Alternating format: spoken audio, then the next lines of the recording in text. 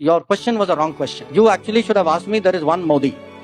So that was the question you should have asked me. Because ultimately, the diplomat hote na, even after all, Sri Hanuman finally serves. Countries are defined by leaders' vision. There are people who execute it. But ultimately, today it is the vision, the leadership, the confidence. That is what makes a difference. The most dangerous lie is the one that sounds sophisticated. So now WhatsApp economists, they're saying that rupee is not crashing. Rupee is falling slowly. It means a managed fall. It means stability. Investors like stability. Let me translate this nonsense. If your salary loses 4% purchasing power every year, if your savings erode year after year, if your imports get permanently expensive, that is not stability. That is a managed decline. A heart rate that drops slowly is still called death. Indian rupee depreciated almost 50% in comparison to US dollars since 2013. Not just that, there's almost 40% decline of Indian rupee in comparison to UAE dirham. Almost 40% decline of Indian rupee in comparison to Singapore dollar. This is not small. This is not slow stability. There is a major loss in purchasing power against world's reserve currency. Some brain-dead idiots will say China's currency also falls. My dearest WhatsApp forwarding zombies, China runs massive trade surpluses. Just last week, China's trade surplus hit over $1 trillion.